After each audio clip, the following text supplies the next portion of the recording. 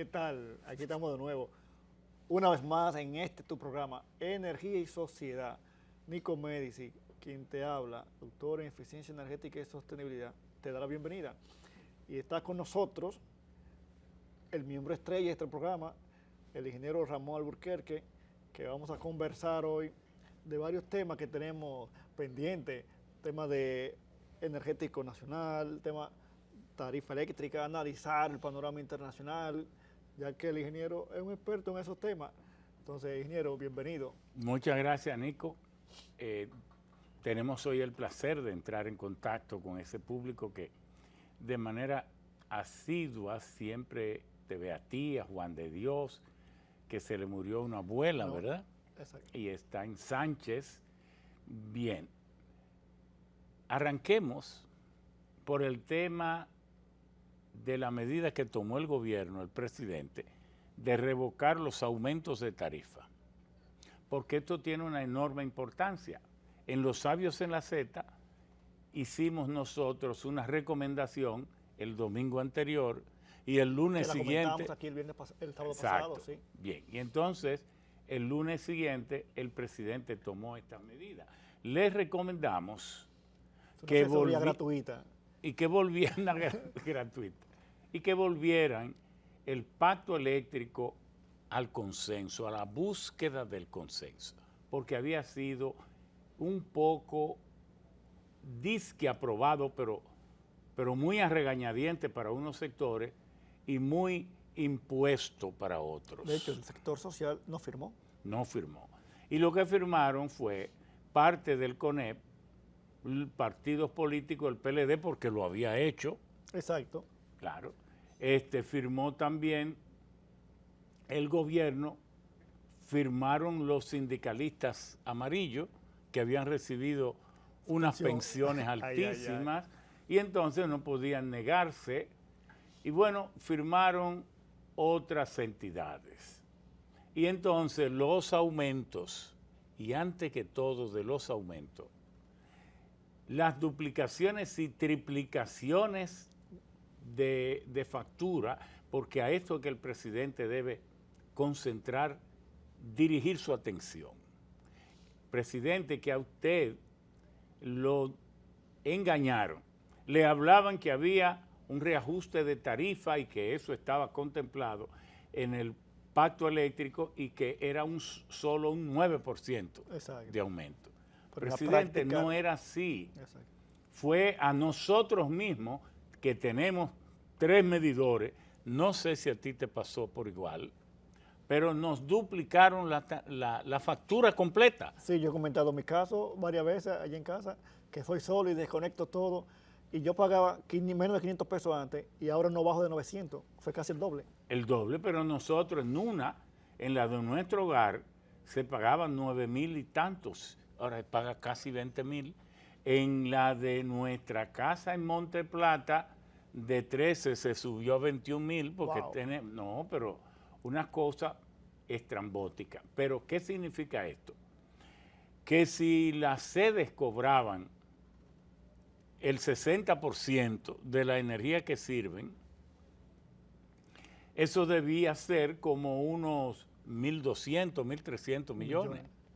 Si esto ocurrió en la mayor parte, son 2.500.000 clientes, más o menos, y ocurrió en 1.8, 1.9 millones que probablemente ya duplicaron.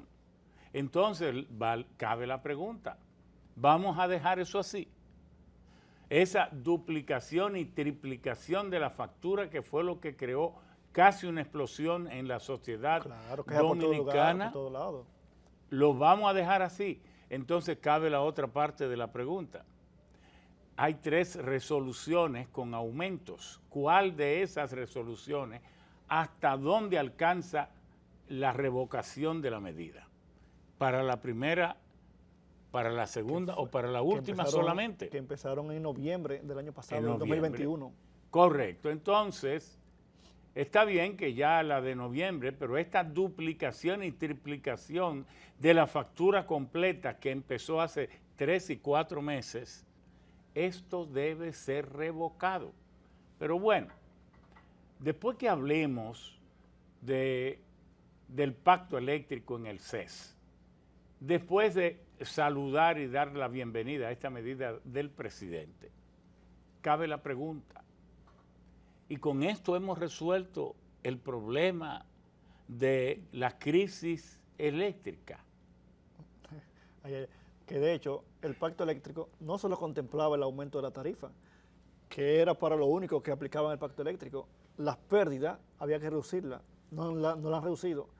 De hecho, 12 la han mantenido igual o mayor. No, solo en promedio ha aumentado de un 33, sí. ahora está en un 40. Y la empleomanía tenían que reducirla y ha aumentado. Entonces, ¿qué tal tú que eres doctor en eficiencia eléctrica y que nadie te puede regatear a ti que no conoces el tema? Y nosotros que estamos más o menos bien enterados del tema también. Si le hacemos una asesoría gratuita al presidente y le decimos, por lo menos, cómo enfrentar esta crisis. Por ejemplo, si usted fuera presidente, ¿qué medidas tomaría?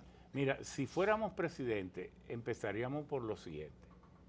Primero, por aclarar esto de la revocación de las duplicaciones y triplicaciones de la factura y de todo esto el aumento, porque a la gente hay que jugarle limpio, con transparencia, para que no quede, como esto estuvo tan cerca al borde de una explosión social, sí, que el presidente se dio cuenta. Entonces, presidente, déjese guiar de su instinto que va bien, y entonces que esto de las duplicaciones y triplicaciones de la tarifa y los aumentos, no solo que saludemos su revocación, sino que se aclare, eliminando esas duplicaciones y triplicaciones. Yo sé que eso aumenta el déficit, pero es mejor ese déficit a un resentimiento social, porque el que pagaba 1.500, 900 y se lo duplicaron,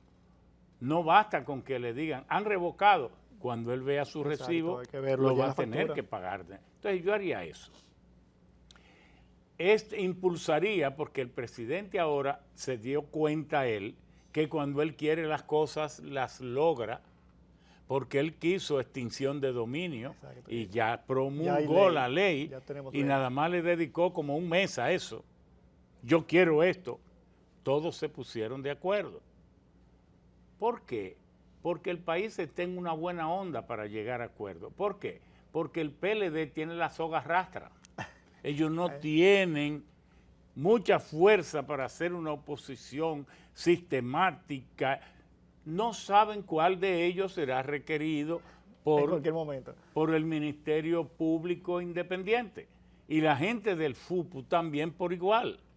Toda esa gente, mejor sería que fueran flexibles y ayudaran la gestión de gobierno, porque se le pudiera, ¿verdad?, hacer más difícil la situación. Por lo menos no tienen calidad moral para que cuando se quiera hacer algo positivo, negarse. Eso por un lado. Entonces, nosotros haríamos lo siguiente. Con la misma fuerza que él logró esto de la extinción de dominio, con esa misma fuerza yo convocar el país. Aquí falta que el presidente le hable al país sobre la crisis eléctrica. Esa es la principal crisis que tiene la República Dominicana, porque afecta este momento y afecta el futuro. Exacto, el venidero. ¿Por qué eso es así, señor presidente? Porque en el 2021 compramos el gas natural, y que el que quiera puede entrar a la página Henry Hub, HV larga, Henry Hub, y verá que el precio promedio en el 2021 fue de 1.9 a 2.3 dólares por millón de BTU. Del gas natural, así es. Del gas natural. Pero bueno, para nosotros que lo consumimos líquido, póngale un 30% más. Entonces fue 2.50, 3 dólares. Así es. Pero para actualmente el gas natural está entre 7 y 7.5 dólares el BTU. Y en esta semana llegó un momento a 8. A 8. Sí. Entonces, ¿qué significa eso?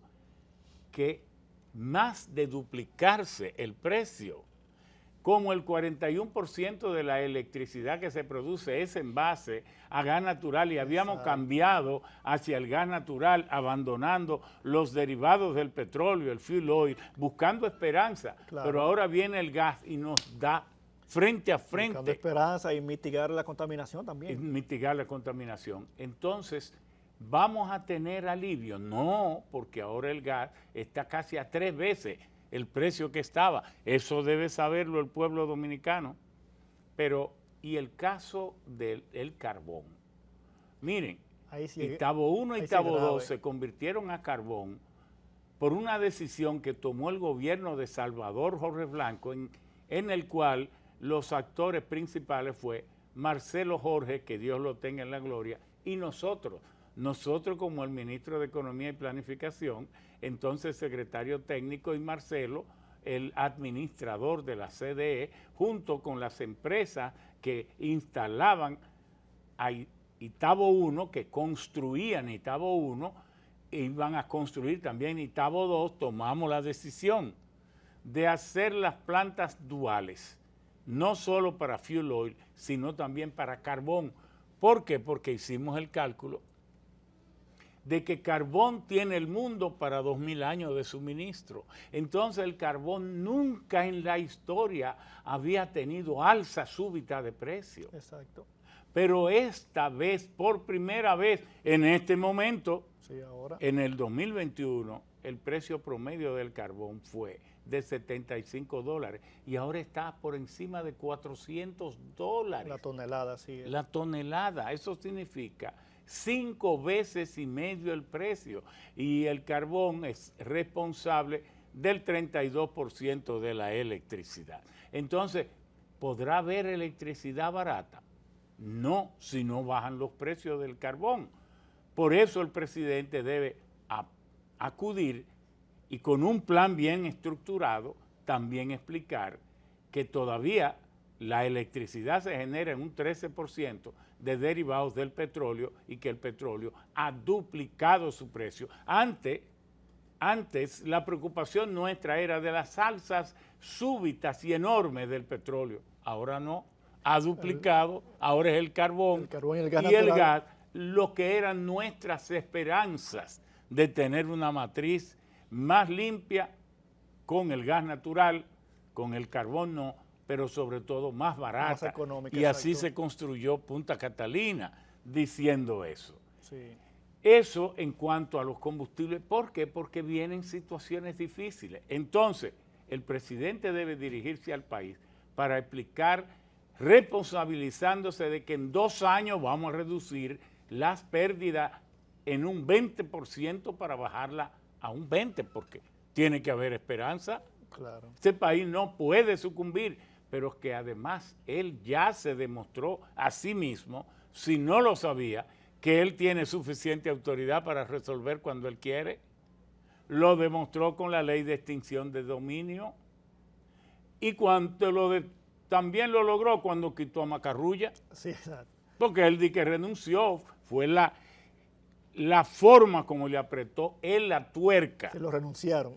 Y lo renunciaron. Entonces, como debe hacer con Celso Marrancini, porque no se justifica que quien quebró la sede en el 2010 hoy esté dirigiendo la planta más delicada del país.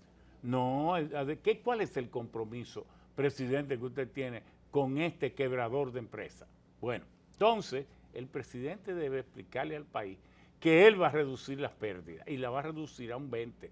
¿Cómo? Comprando todos los medidores y contadores donde quiera que estén y sean. Comprándolo. ¿Por qué? Porque si él reduce las pérdidas en un 20%, eso significa que va a aumentar en 650 los cobros, 600 millones los cobros de dólares.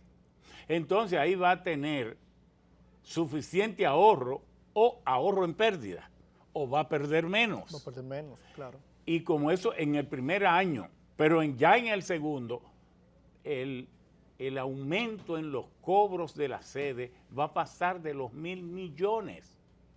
Esto es fundamental, pero también tiene que reparar todas las líneas y redes y lo que fuere a los fines de que vayamos teniendo una red de distribución que facture, que mida, que lo haga con propiedad y que esté en condiciones técnicas de avances en las tecnologías de punta para evitar robo y volver a los programas de detección de robo de manera manus militares, pero con mucha prudencia, porque aquí hay gente que le gusta robar energía. Entonces, mire, si hace eso el presidente y entonces continúa los planes de transición energética, cambiando hacia las energías renovables y con los proyectos de Manzanillo y otros proyectos más de ampliación o expansión de la oferta, sin duda que aún en medio de estas alzas de precios y de esta crisis en Ucrania y crisis de los combustibles y crisis general de precios, habrá solución. Se va a ver la luz al final del túnel, al final de este gobierno. Y terminaría de instalar, ya que no se hable más dentro de 3 o 4 meses, esos 500 megavatios en Barcaza que se están esperando. Con ese plancito, con el plan de rediscutir el pacto eléctrico, aclarar lo de la revocación de los aumentos y las eliminaciones de los subsidios y de esas duplicaciones y triplicaciones de factura, eliminar esto, con reducción de pérdidas, comprando todos los medidores que hagan falta, para en el primer año reducir 10 a 12% y en el segundo año, es decir, en 2, reducir un 20% global. Instalar esos 500 megavatios, señor presidente, le estamos haciendo la sugerencia del plan. Y entonces continuar con los planes de expansión y de la política de transición energética, el país pudiera enfrentar. Ahora tú me preguntarás, Nico, bueno, pero ¿y de dónde va a salir ese dinero? Porque de una crisis se puede sacar dinero si tenemos de dónde sacar ese dinero. O usted ha comentado varias veces el tema del oro, que puede ser una opción. Mira, hasta tú, ¿no? Y cuando te digo hasta tú, es que fíjate cómo ya el país va haciendo conciencia. Claro. Que tú, que no estás dentro del campo minero, exacto, de una vez dice, bueno, el oro, esa es la primera opción. ¿Qué les parece si hablamos de esa parte cuando regresemos del corte? Exactamente.